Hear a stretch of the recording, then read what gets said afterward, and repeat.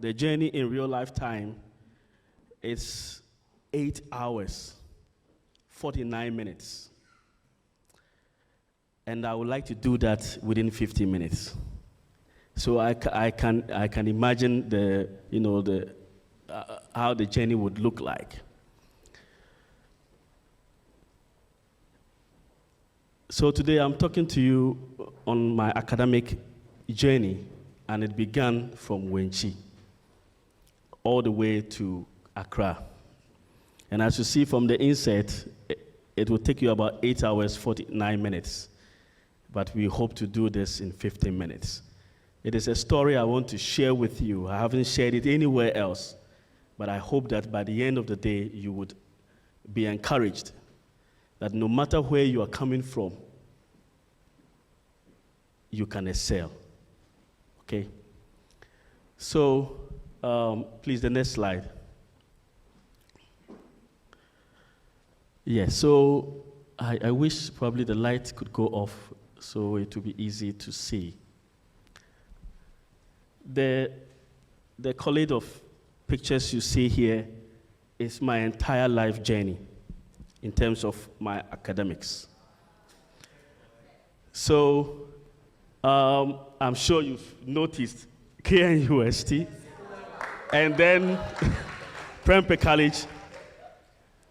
But the one on the side, I don't think any of you know where that is. But it's from Wenchi. And that is Wenchi Poly International School. Unfortunately, the school doesn't exist anymore. So you see that structure over there, that was my GHS 3. And it is, you see it's a wooden plank, and then there are no cement, the floor is not cemented. So whenever it rains, and we are more or less like in sort of like a valley. So when it rains, the water comes down right into the classroom. So whenever it rains, there is no classes.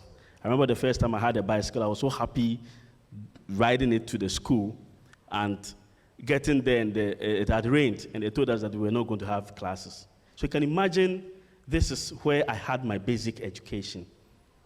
Please move on to the next slide.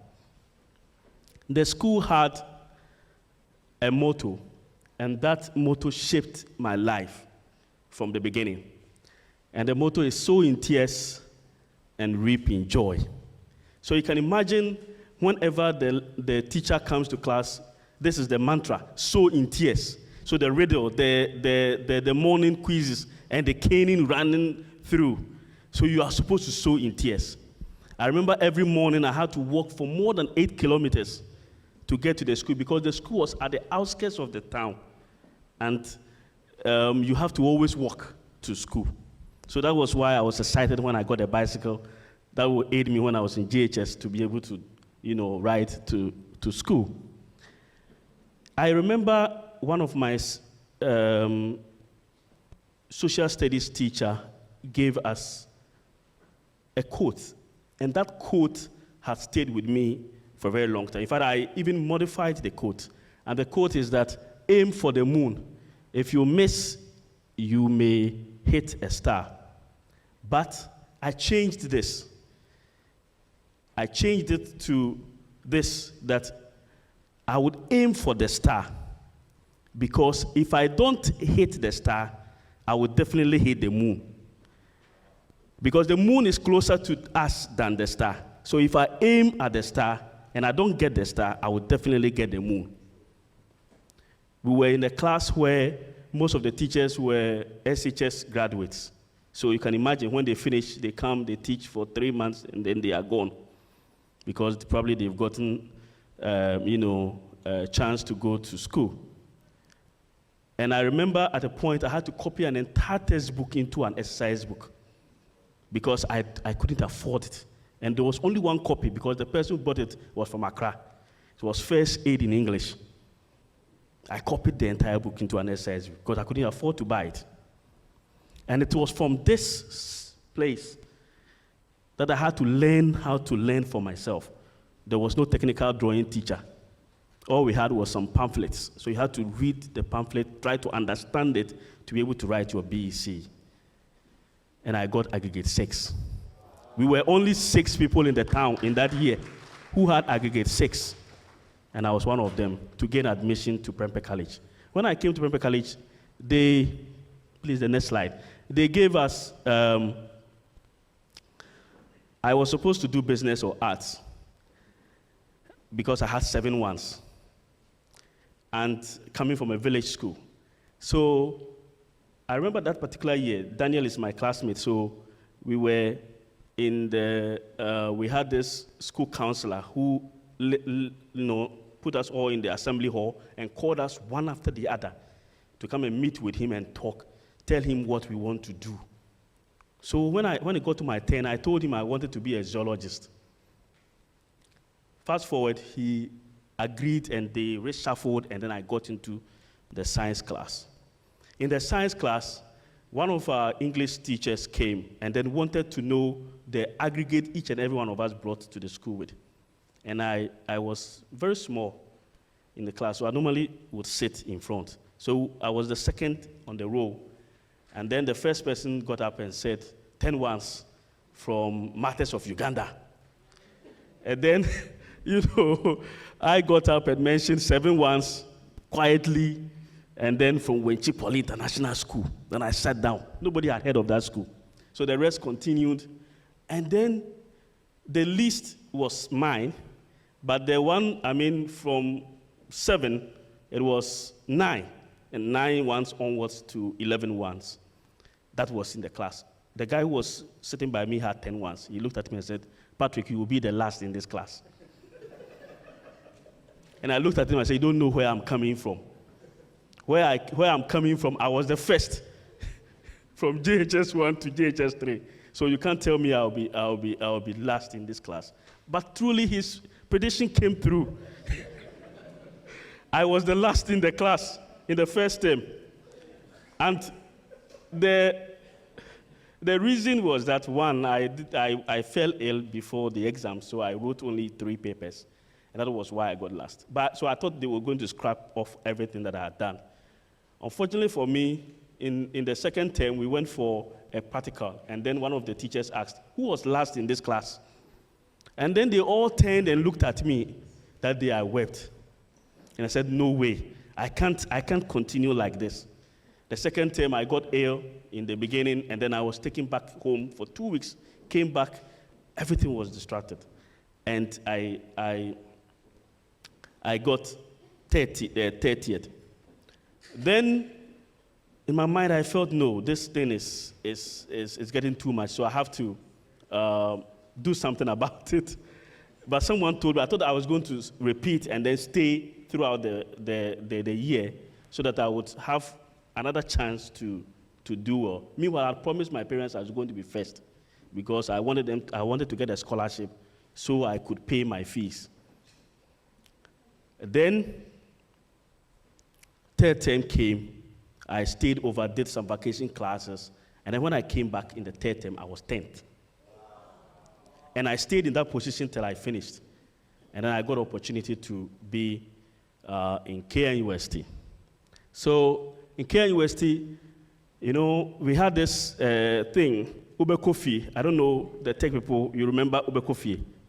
They would sound it to you, and you would be scared. The first time I was first year in a hostel, And then this guy asked me, what course are you doing? I said, pharmacy. He said, pharmacy? That is the place where people go home plenty.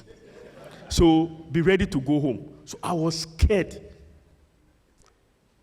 And then the first semester results came, and I had made, second class up. I said, what? With all the fear, I could do this. And it means I could do better. And that was it. So second semester, I was in the reading room. In fact, I became a friend. I was a very common person you find in the reading room. And within that semester, I had risen. I did so well that I had a letter of commendation from the school board, examination board, because I had risen by 5 in my CWA. And then by the time I was going to third year, I was in first class. So I felt that there was nothing that you put yourself to that you cannot accomplish. I also became, after the pharmacy, we wrote professional exams, and even then, I was preparing for, I was then enrolled as a postgraduate student, but I was still learning for my professional exams. When we got there, I wrote, and then I became the 3rd best in the professional exams in 2006. So my faculty felt that I had, I could be a lecturer, so they would groom me. And the first thing was that do a master's. After a master's, then we would get you enrolled, we will get you into the faculty, and then from there probably you get a PhD opportunity, and then you go and do your PhD. Before this could be realized, I was told another story, that, hey, then the then VC, Professor Andam, is not admitting masters for lecturers anymore. So if you want to be a lecturer, you have to have a PhD. And then they said, people from pharmacy, you don't want to do the Vice Chancellor's initiative. The Vice Chancellor had an initiative where he wanted to accelerate PhDs give people an opportunity to have PhDs in a very short time, right from first degree, and then you can do your PhD. That was the first time some of these things were being done. But it was very difficult to think about it, because then in pharmacy, somebody was doing masters, the person used 5 years to do, masters. And then here you are saying you want to do a PhD in Ghana. So I told myself, this is possible. I can do this. We can do this. And then when I said that, I told my HOD, and then he allowed that to go through. 8 of my colleagues decided to also embark on that same journey. Within the same journey, only 3 of us were able to complete. And within 5 years, I finished with my PhD. And I was in fact, I finished my work when I was about 27 years old. And there was this quote that I formed. I don't know if it makes sense, but it says that if you don't learn to start with nothing, you would have nothing to start with. This was when I was just about finishing my PhD. Thinking that you can't just sit down and say you won't do anything, because you are looking for something big to start with. But you can always start with nothing. Fast forward, came to University of Ghana, got employed as a lecturer in a new school. It was the youngest school in the university at that time. So we didn't have facilities. And here you are coming, and then there are no research labs. There is nothing to be able to do any research. My first inclination was, let me look for money. The first attempt was to look for grants. And my research work was in epilepsy, so I still do that, trying to find new drugs for as anti-epileptic agents to manage epilepsy, and then also neuropathic pain and other neurological conditions. So doing that research in Ghana was a bit difficult, and a lot of my colleagues were on malaria research. It's a very common area, infectious diseases, everybody was on that. And my thought was, let me go to that site also and see if I can get some money. My first attempt, I failed. I didn't win the grant. I said, okay, let me come back to my neuro and see if I can get some grants there as well. And God being so good, I got a grant. And that was the breakthrough for me. So afterwards, I felt, wow, this is possible. So I can do this. Let me continue. Sleepless nights, trying to write proposals. And within 3 years, I was writing, getting proposals, winning some of them. And then I had so many publications at that time to be able to apply for promotion. So my trajectory was quite short. Please go back. Within 2 years, I had been promoted to senior lecturer. And then from senior lecturer to associate professor, it took quite a while, about 7 years. But still, going through the whole process, trying to set up a lab that I can be able to use to discover drugs.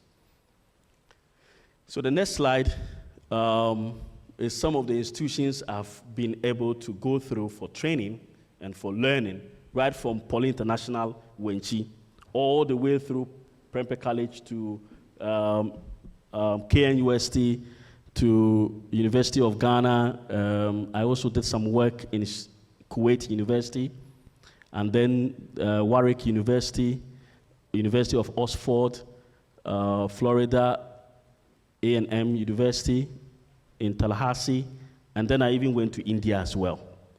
Just all these places, just trying to get more knowledge, because I felt what I had in Ghana probably was, I needed some skill. I needed some, if you hear somebody having a PhD in Ghana, you wish that the person would get more skills. So I was just roaming around within 5 years, trying to get all the skills I could. And then I settled on an area using zebrafish. And that is where I'm trying to build a research facility in now. And in the whole of Africa now, we don't have such facility anywhere. Trying to build one in the University of Ghana. So please move ahead for me. If you are the first, you always have to struggle with time. So the few milestones, I was the first person to enter into university in my family, my nuclear family and extended. So you can imagine how it was. I was also the first to be a pharmacist in my hometown. And then one of the pioneer PhD in pharmacology at KNUST. It wasn't easy. And then I was also the first full-time lecturer in the Department of Pharmacology and Toxicology, University of Ghana, and also the first to be promoted in that department. And then also I became an associate professor in my 30s.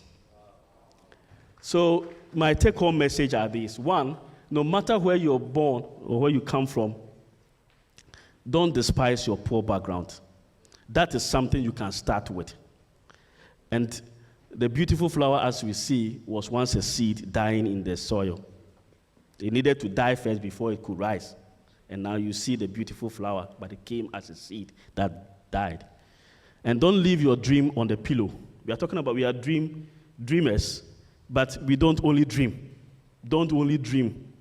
Get up and chase that dream. And those who have succeeded are also human beings like yourselves. I have never seen myself as any special person. And every one of us are the same. We can all achieve whatever we want to achieve. There's no special person. We are all the same. We can achieve. And never give up. Never quit. Thank you.